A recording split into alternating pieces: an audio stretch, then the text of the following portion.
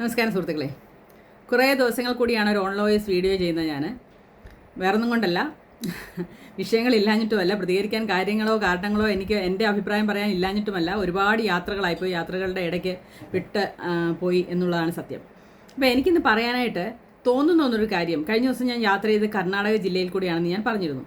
അപ്പോൾ അവിടെ ഞാൻ കയറിയത് ഈ പറഞ്ഞ പോലെ അവിടെ ധർമ്മസ്ഥലിലേക്കുള്ള എൻ്റെ യാത്ര കുറിച്ച് വളരെ വിഷമകരമായിട്ട് ഞാൻ പറഞ്ഞിരുന്നു. കുറച്ച് ബുദ്ധിമുട്ടിയാണ് ഞാൻ യാത്ര ചെയ്തതെന്ന് പറഞ്ഞത്. അതിൻ്റെ പ്രധാനപ്പെട്ട കാരണമായി എനിക്കിപ്പോൾ തോന്നിയത്, മനസ്സിലായത്, അവിടുത്തെ ട്രാൻസ്പോർട്ട് ബസ്സുകളിലെല്ലാം സ്ത്രീകൾക്ക് ഫ്രീ ആണ്. അതായത് പൈസ കൊടുക്കാതെ യാത്ര ചെയ്യാം. എല്ലാ ട്രാൻസ്പോർട്ട് ബസ്സിലും അവർക്ക് പൈസ കൊടുക്കാതെ യാത്ര ചെയ്യാം. അതുകൊണ്ട് തന്നെ അവരെല്ലാവരും കയ്യിൽ കരുതിയിരിക്കുന്ന ആധാർ കാർഡുകളാണ്.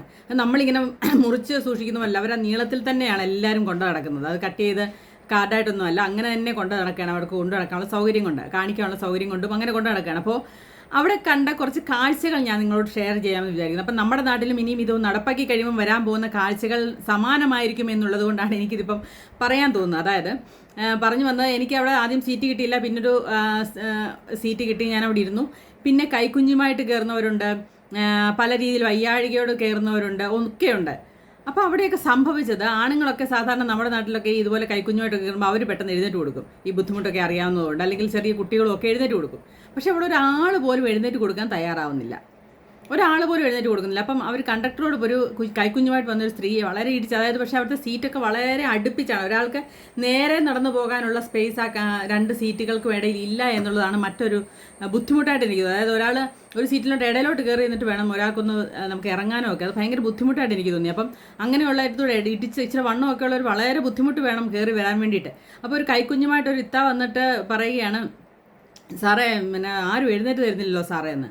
അപ്പോൾ അയാൾ കന്നഡയിലാണ് ചോദിച്ചത്. എനിക്ക് മനസ്സിലായില്ല, ഇവർ ചോദിച്ചത് മനസ്സിലായില്ല, അയാൾ ഉത്തരം പറഞ്ഞു എനിക്ക് മനസ്സിലായി. അപ്പോൾ എൻ്റെ അടുത്തിരുന്ന ചേച്ചിയെക്കുറിച്ച് ഞാൻ പറഞ്ഞിരുന്നു കഴിഞ്ഞ വീഡിയോ. അവർ മലയാളിയാണ്, അവർ അവിടെ സെറ്റിൽഡ് ആയതാണ്. അപ്പോൾ പുള്ളിക്കാരി ഈ കണ്ടക്ടർ പറഞ്ഞത് കേട്ട ഉടനെ പറഞ്ഞു, ഞാനത് മനസ്സിൽ ഓർത്തതേ ഉള്ളൂ, പുള്ളി എന്ത് പറയുമെന്ന് വിചാരിച്ച് നോക്കിയിരിക്കുകയായിരുന്നു എന്ന് പറഞ്ഞു. അപ്പോൾ ഞാൻ ചോദിച്ചു, എന്താ പുള്ളി പറഞ്ഞതെന്ന് ഞാൻ പുള്ളിക്കാരോട് ചോദിച്ചപ്പോൾ പറഞ്ഞത്, അവരൊക്കെ ഇപ്പോൾ അങ്ങോട്ട് ഇരുന്നതേ ഉള്ളൂ, അതുപോലെ തിരക്കായിരുന്നു, അവരൊക്കെ ഇപ്പോൾ അങ്ങോട്ട് ഇരുന്നതേ ഉള്ളൂ, പിന്നെ എങ്ങനെയാണ് അവർ എഴുന്നേറ്റ് തരുന്നത് എന്നാണ് ആ കണ്ടക്ടർ ചോദിച്ചത് ആ ഇത്തായോട്.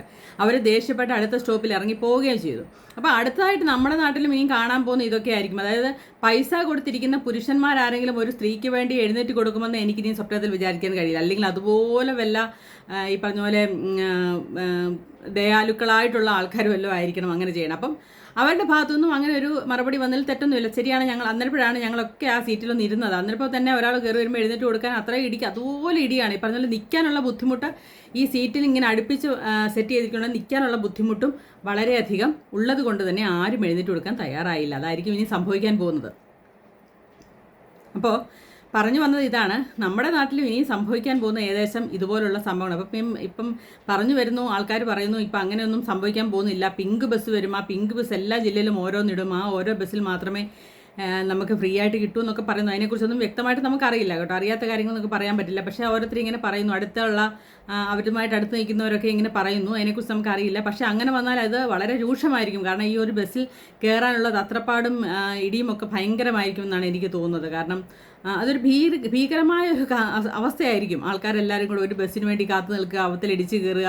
പ്രത്യേകിച്ച് ലോങ് അല്ലെങ്കിൽ എന്നും യാത്ര ചെയ്യേണ്ടവരൊക്കെ ഇല്ലേ, ദിവസവും യാത്ര ചെയ്യുന്നവർ. അപ്പം നമ്മളെപ്പോലൊക്കെ വല്ലപ്പോഴും ഒക്കെ ബസ്സിൽ കയറുന്നവരാണെങ്കിൽ സാറല്ലേ ഇടിക്കാൻ കഴിയില്ല, നമുക്ക് പൈസ കൊടുത്ത് പോകാം എന്ന് ചിന്തിക്കുന്നവരുണ്ടാവും.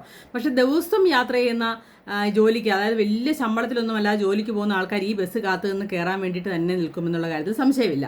കാരണം അവർക്ക് അത്രയും ഒരു ദിവസം എത്ര രൂപ അവരുടെ ആ ശമ്പളത്തിൽ നിന്ന് തന്നെ അവർക്ക് സേവ് ചെയ്യാൻ സാധിക്കും അങ്ങനെയുള്ളപ്പം. അപ്പം അതൊരു സത്യാവസ്ഥ തന്നെയാണ്, അതിന് നമുക്ക് മറച്ചു വയ്ക്കാൻ സാധിക്കില്ല. അങ്ങനെ ഒരു പിങ്ക് ബസ്സാണ് ഇട്ട് അതിൽ കൂടിയാണ് നമുക്ക് ഈ യാത്ര സൗജന്യമാക്കുന്നതെങ്കിൽ അതൊരു വലിയ പ്രശ്നം തന്നെയായിരിക്കും.